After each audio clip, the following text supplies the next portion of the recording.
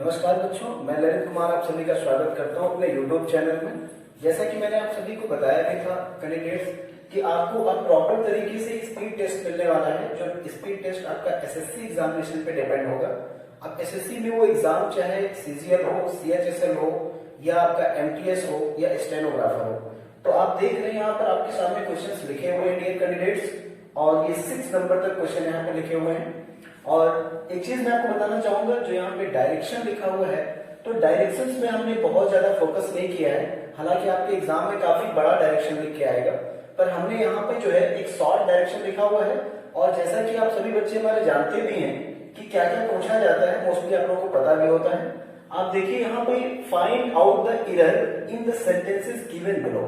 तो कैंडिडेट्स मैं आपको बता दूं, आज हम सभी जो चर्चा करेंगे वो बहुत डिस्क्रिप्टिव चर्चा करेंगे कि कोई आंसर सही है तो क्यों सही है, और अगर वो गलत है तो क्यों गलत है। चलिए हम स्टार्ट करते हैं कैंडिडेट्स। सभी लोग अपना जुड़ते रहिए और साथ साथ में चैनल को सब्सक्राइब भी करें और अपने मित्रों को शेयर भी करें। Thank you.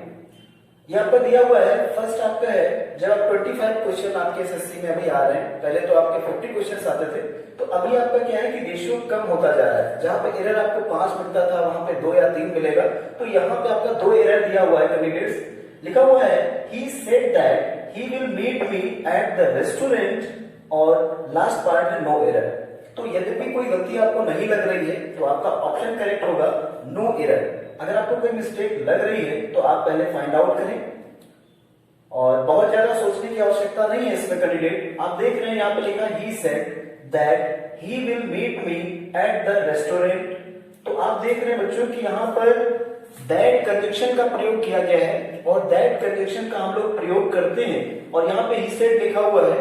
तो आपको पता होना चाहिए कि ये एक्टिव पैसिव में है, डायरेक्ट इनडायरेक्ट में है, नॉर्मल सेंटेंस में है। तो पहले हम ये देखेंगे डियर कैंडिडेट्स, तो ये डायरेक्ट एंड इनडायरेक्ट स्पीच पर लिखा हुआ है, ये इनडायरेक्ट में कन्वर्टेड लिखा हुआ है। आप ध्यान दीजिए क्योंकि इनडायरेक्ट में आप दैट कंजंक्शन का प्रयोग करते हैं। तो यहाँ पे कैंडिडेट आप देख रहे हैं कि दैट लगा हुआ है, यानी ही के बाद आपको ये भी पता होना चाहिए कि विल को हम कन्वर्ट कर देते हैं, और विल को हम किसमें कन्वर्ट करेंगे बच्चों? वुड में कन्वर्ट कर देंगे। किसमें कन्वर्ट करेंगे? वुड में। बाकी सेंटेंस में कोई भी करेक्शन नहीं करना है, बाकी सेंटेंस सही है। आप देखिए इनडायरेक्ट स्पीच में आप शैल को शुड में बदलते हैं, विल को वुड में बदलते हैं, मे को माइट में, और कैन को कुड में। चलिए हम नेक्स्ट एरर की तरफ चलते हैं। लिखा हुआ miss Rama Devi has 2 elephants, 10 horses and as much as 50 cars। तो आप देखेंगे कैंडिडेट, पहले एक एक स्टेप हम यहाँ पे चेक करें। मिस रमा देवी हैज, तो देखिए यहाँ पर ये जो हैज लिखा हुआ है बच्चों, ये आपका हेल्पिंग वर्ब नहीं है। अगर ये हेल्पिंग वर्ब होता तो हेल्पिंग वर्ब होता आपका परफेक्ट का, और जहां पर आपका मेन वर्ब जो होता है उसका क्या थर्ड फॉर्म आपका प्रयोग होता। आप यहाँ पे देख रहे हैं ये आपका मेन वर्ब की तरीके से प्रयोग है, और इसका मतलब है पास के रखने के सेंस में। लाइक दैट मेरे पास एक मार्कर है, आई हैव अ मार्कर। तो सेम एज यहाँ पे दिया हुआ है miss Rama Devi has 2 elephants। देखिए 2 elephants, यहाँ पे कोई एरर नहीं है। 10 horses, ठीक है, यहाँ पर भी कोई एरर नहीं है। एंड एज मच एज, अब देखिए कैंडिडेट यहाँ पे हम क्वांटिटी गिन सकते हैं, यहाँ पर भी हम क्वांटिटी गिन सकते हैं। तो आपको पता होना चाहिए कि जब लिक्विड फॉर्म में कोई चीज होती है जहां पर हम क्वांटिटी नंबर ऑफ गिन नहीं सकते हैं, वहां पर हम मच लगाते हैं, लेकिन जहां पे हम नंबर ऑफ गिन सकते हैं वहां पर क्या हो जाएगा बच्चों? मच जो हमारा कन्वर्ट हो जाएगा वो किसमें कन्वर्ट होगा? मैनी में कन्वर्ट होगा बच्चों। किसमें कन्वर्ट होगा? मैनी में। तो एरर किसमें है बच्चों? ठीक है, आपके थर्ड पार्ट में एरर है, और यहाँ पे आपका सेकंड पार्ट में एरर था। चलिए नेक्स्ट आपका दिया हुआ है fill the appropriate words into the blanks. ये आपका 3 नंबर का क्वेश्चन है। आपको बहुत छोटा सा डायरेक्शन मैंने दिया है, यहाँ पे आपको फिल करना है कौन सा एप्रोप्रिएट वर्ड है इसमें से। आप देख रहे हैं, पहले पूरा सेंटेंस पढ़िए। सेंटेंस लिखा हुआ है 3, 4 मेक 7। तो मैं आपको बता दूं यहां पर मेक लिखा हुआ है, और आपको पता होना चाहिए कि यस या ईएस फॉर्म, ठीक है, आपकी प्रेजेंट के इंडेफिनिट में आती है। सेम एज यहाँ पे मेक लिखा हुआ है, और यहाँ पर बनाने की बात हो रही है, इंक्लूड करने की बात हो रही है। तो आप देखेंगे कि जब दो चीजें आपस में मिलेंगी यानी वो प्लूरल में जब कन्वर्ट हो जाएगा तो उस जगह पे क्या होगा बच्चों, उस जगह पे यस यस फॉर्म नहीं लगती है, वहां पे फर्स्ट फॉर्म का प्रयोग होता है। देखिए कैंडिडेट यहाँ पे ये विथ क्यों नहीं है, 3 with 4, 3 के साथ में 4, ऐसी कंडीशन नहीं होगी, क्योंकि कैंडिडेट यहाँ पर दोनों मिलकर, यानी एक ये और दूसरा ये, दोनों मिलकर क्या बना रहे हैं, शेवन बना रहे हैं। तो कैंडिडेट यहाँ पे सही क्या होगा, एंड सही होगा। ठीक है, बाकी आप देख रहे हैं इनटू तो हम वहां पर प्रयोग करते हैं जहां पर मूवमेंट के फॉर्म में कोई चीज चेंज की जाती है या कोई चीज कहीं पर एंटर करती है और मूवमेंट के फॉर्म में एंटर करती है, तो वहां पर कैंडिडेट हम लोग इनटू लगाते हैं। और इन का मतलब होता है जब पर्टिकुलर कोई चीज किसी चीज के अंदर पड़ी हुई है तो वहां पर हम इन लगाते हैं। चलिए अगला दिया हुआ है सेंटेंस बच्चों, द ऑफिशियल, और उसके बाद में दिया हुआ है fill in the blanks, the car to speak to the driver. तो आप देख रहे हैं बच्चों स्टॉप्स लिखा हुआ है, ऑफिसर कार रोकता है, तो आपको पता होना चाहिए कि यहाँ पर पहली चीज हम हैज स्टॉप को प्रेफर नहीं करेंगे, हम यहाँ पे हैड स्टॉप को ही प्रेफर नहीं करेंगे। कंफ्यूजन बच्चों यहाँ पर है स्टॉप्स, ठीक है, और ये लिखा हुआ है स्टॉप। आप देखते हैं कि कोई भी चीज जो प्रेजेंट में है वो थोड़े ही मोमेंट में पास्ट में कन्वर्ट हो जाता है, तो यहाँ पर कार जो है वो ऑफिसर के द्वारा रोकी जा चुकी है, ठीक है, रुक गई है, तो यहाँ पर बच्चों सही क्या होगा, सही होगा स्टॉप्ड। और किस लिए रोका क्या है, क्योंकि उसे ऑफिसर को ड्राइवर से क्या करनी है, बात करनी है, कुछ बोलना है।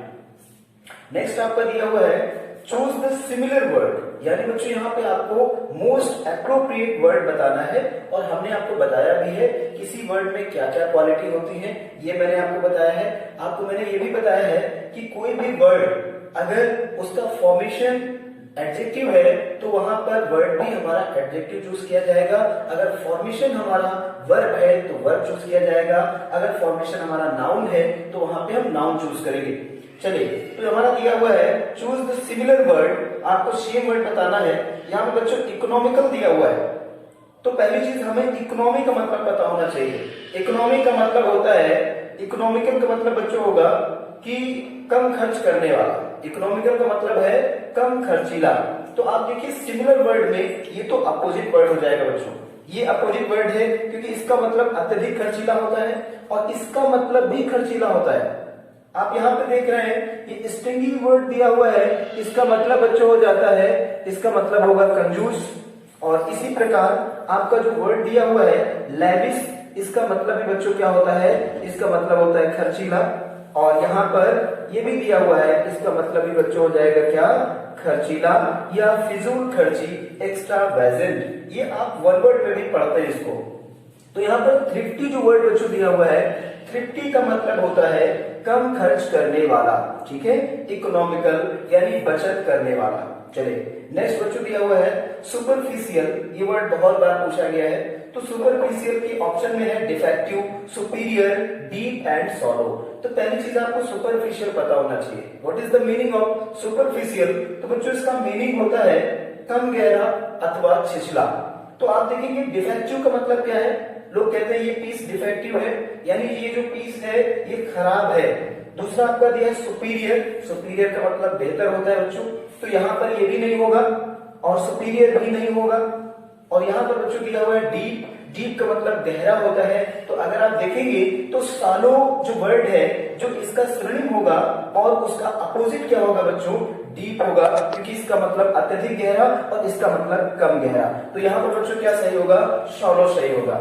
चलिए अब हम नेक्स्ट स्लाइड की तरफ बढ़ेंगे, अगली स्लाइड पे हम आगे के क्वेश्चंस करेंगे। एक बच्चों में आपको बात बताना चाहेंगे कि यहाँ पर एक चीज आपको कम मिल रही है इस एपिसोड में, इस सेशन में, वो है आपका कॉम्प्रिहेंशन का पार्ट, जिसमें हम पैसेज जो है वो 5 नंबर आपका इसमें लीव करेंगे। नेक्स्ट स्लाइड, इसमें आपका दिया हुआ है 4 alternative are given for the idioms phrase, यानी आपका इडियम्स गिवन है। यहाँ पर आप देख पा रहे हैं, यहाँ तक आपका इडियम्स है, उसके बाद में आपका दिया हुआ है अपोजिट वर्ड्स, ठीक है, यानी दो यहाँ पर चीजें हैं, एक इडियम्स है और दूसरा अपोजिट वर्ड।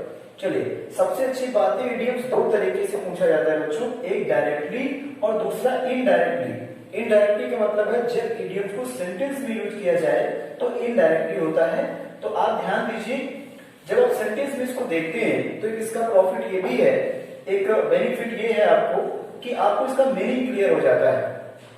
लिखा हुआ है दे गॉट ऑन वेल, पहली चीज यहाँ पे आप फोकस करिए, वर्ड क्या लिखा हुआ है, वेल लिखा हुआ है और ये गॉट, ठीक है। तो यहाँ पे सेकेंड फॉर्म का प्रयोग हुआ है, यहाँ पर वेल का प्रयोग हुआ है, यानी ठीक।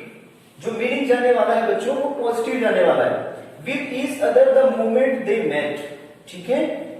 कहने का मतलब है कि उन्होंने आपस में सब कुछ ठीक पाया जब वो मिले।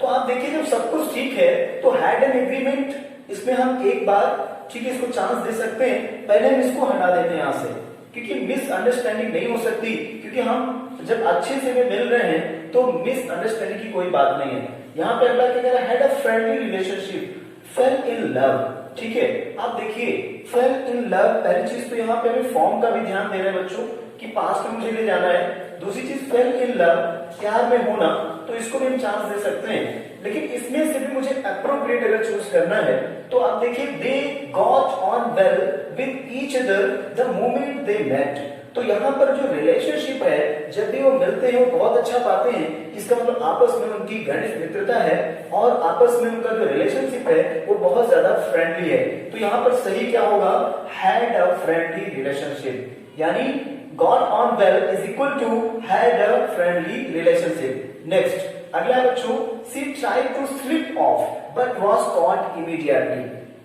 अब देखिए यहाँ पे स्लिप ऑफ दिया हुआ है, स्टील क्वाइटली, तो मैं आपको बता दूं स्लिप ऑफ भी दिया हुआ है। तो यहाँ पर एक तरीके से जो क्विकली वर्ड दिया गया है, ऑफ वर्ड यहाँ पे दिया है, क्वाइटली चुपचाप लेकर जाना, स्लाइड क्विकली।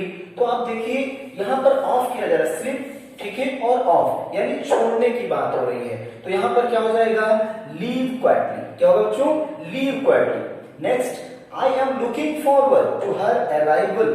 देखिए यहाँ पर किसी व्यक्ति को बहुत ज्यादा इंतजार है, बहुत खुशी है उसके आने पर, तो आप देख रहे हैं अफ्रेड ऑफ, डर है नहीं, क्योंकि खुशी की बात हो रही है। एक्सपेक्टिंग विद प्लेजर, ठीक है। I am looking forward to her arrival, तो लुकिंग फॉरवर्ड का मतलब होता है किसी का इंतजार करना और बहुत खुशी के साथ इंतजार करना। तो आप देख पा रहे हैं कि यहाँ पर एक्सपेक्टिंग विद प्लेजर सिर्फ एक जगह दिया हुआ है, तो मुझे कंफ्यूज होने की बिल्कुल जरूरत नहीं है, यहाँ पर सीधे सही होगा एक्सपेक्टिंग विद प्लेजर। नेक्स्ट हमारा दिया बच्चों मैलिशियस, इसका मतलब होता है दुर्भावनापूर्ण। दुर्भावनापूर्ण आप देख रहे हैं मेल वॉलेंट, स्पाइटफुल, बेनफुल, अभिशप्त होता है, ठीक है, अभिशाप से लिप्त, और स्पाइटफुल भी बच्चों वही होता है, ठीक है। इसी प्रकार मेल वॉलेंट यानी ये लगभग एक दूसरे के सिनोनिम है। यहाँ पे विनाइन दिया हुआ है, इसका मतलब बच्चों हो जाता है सौम्य, और मैलिशियस का मतलब दुर्भावनापूर्ण। इमर्ज का मतलब होता है बच्चों किसी चीज को उबारना, बाहर लाना। तो यहाँ पे आप देख रहे हैं डिसअपीयर दिया हुआ है, फाल, मार, फेड। फाल का मतलब गिरना, फेड का मतलब मुरझाना, ठीक है। मार्क होता है, ठीक है, इस तरीके से स्पॉट। तो आप देख रहे हैं यहाँ पे इमर्ज कुछ चीज भर के बाहर आती है, तो उसका बच्चों क्या होगा, डिसअपीयर करेक्ट होगा। क्या सही होगा, डिसअपीयर। चलिए ये हमारी नेक्स्ट स्लाइड है। अब नेक्स्ट स्लाइड पे हम देख रहे हैं कि यहाँ पे करेक्टली स्पेल्ड दिया हुआ है, थोड़ा सा तेजी से करेंगे हम इसे। अब देखिए बहुत नोन वर्ड दिया गया है, यहाँ पे लिटरेट वर्ड दिया है। तो लिटरेट का मतलब शब्द होता है पढ़ा लिखा। आप देख रहे हैं कि लिटरेट में एकदम क्लियर दिख रहा है, यहाँ पे ई नहीं लगा हुआ है। यहाँ पे आप देख रहे हैं आई का कहीं पर शेष नहीं है, सही होगा ये। इसका मतलब बच्चों क्या हो जाएगा, इसका मतलब होगा शब्द। नेक्स्ट हमारा रिकमेंडेशन, किसी को रिकमेंड करना। तो आप ध्यान रखिए यहाँ पर बच्चों आर ई, उसके बाद ये सी ओ डबल एम होता है, ठीक है। तो यहाँ पर ये सही होगा। अगला आपका choose the one of can be suitable substitute. देख रहे हैं लिखा हुआ a list of book available in a library. तो आप देखिए यहाँ पर बिब्लियोग्राफी होता है, बुक्स का कलेक्शन करना। यहाँ पर कैटलॉग हो जाएगा, क्या होगा बच्चों, कैटलॉग। नेक्स्ट हमारा a style which writer display of his knowledge. एक ऐसा स्टाइल कि एक लेखक अपने ज्ञान को दिखाता है। तो मैं सीधे पॉइंट पे आऊंगा बच्चों, ये आपका दिया हुआ है पेंडांटिक। पेंडेंटिक का मतलब होता है कि अपने ज्ञान को शो करना। नेक्स्ट है one who performs daring gymnastic feat, जो रस्सी पर चल रहा है, ठीक है, और बहुत साहस करके चल रहा है। तो इसका मतलब ये एथलीट नहीं होगा बच्चों, इसके लिए वर्ड होगा एक्रोबेट। क्या होगा, एक्रोबेट वर्ड होगा, ठीक है। इसका मतलब होता है कि रस्सी पर चलने का साहस करना। अगला सेंटेंस इंप्रूवमेंट दिया हुआ है, अगर कोई नीड है तो आप इंप्रूव करेंगे, अगर नीड नहीं है तो उसमें हम नो इंप्रूवमेंट क्लिक करेंगे। तो यहाँ पे बच्चों क्या हुआ है वुड, तो आप देखिए कैंडिडेट आप यहाँ पे देख रहे हैं लिखा हुआ would you like to some water. तो मैंने आपको बताया भी है कि यहाँ पर एक हम्बल रिक्वेस्ट के लिए आप प्रयोग करते हैं मोड ऑक्सिलरी का, तो यहाँ पर कुछ भी अतिरिक्त वर्ड लगाने की आवश्यकता नहीं है, ये नो इंप्रूवमेंट हो जाएगा। नेक्स्ट हमारा है the injured man had been shot to his bag. तो बच्चों यहाँ पर शॉट हिज बैग नहीं होगा, यहाँ पर हो जाएगा शॉट फ्रॉम हिज बैग। क्या होगा? Shot from his bag. Next आपका please come at the room. तो बच्चों यहाँ पे कम एट नहीं लगेगा, यहाँ पर प्रयोग करेंगे इनटू, ठीक है, क्योंकि यहाँ पर मूवमेंट के फॉर्म में अंदर आने की बात हो रही है, तो यहाँ पर प्रयोग होगा क्या? इनटू। नेक्स्ट हमारा है द हेडक्वार्टर्स। आप देखिए यहाँ पे एस लगा हुआ है, लेकिन बच्चों मैंने आपको बताया भी है कि यहाँ पर ये सिंगुलर काउंट होता है of IAS training centre are in the Dehradun. तो कैंडिडेट यहाँ पे आर नहीं होगा, जब सब्जेक्ट आपका सिंगुलर है तो यहाँ पर वर्ब भी क्या होगा? सिंगुलर होगा, क्योंकि सब्जेक्ट वर्ब एग्रीमेंट का मतलब यही होता है कि अगर सब्जेक्ट सिंगुलर है तो आपका वर्ब भी सिंगुलर होगा। कुछ इसमें इरेगुलरिटी है कैंडिडेट्स, जैसे कि स्पीड बहुत ज्यादा थी। नेक्स्ट वीडियो में पूरी कोशिश करूंगा कि आपको एक प्रॉपर तरीके से डिस्क्रिप्शन दे सकूं और कुछ टेक्नोलॉजी में मैं नई चीजें जोड़ूंगा, तो अगली बार आपको वीडियो और ज्यादा प्रॉपर मिलेगा। और वीडियो अगर आप लोग पसंद करते हैं और नेक्स्ट वीडियो बनाने के लिए अगर आप कहते हैं तो निरंतर आपको प्रॉपर तरीके से वीडियो मिलता रहेगा। Thank you.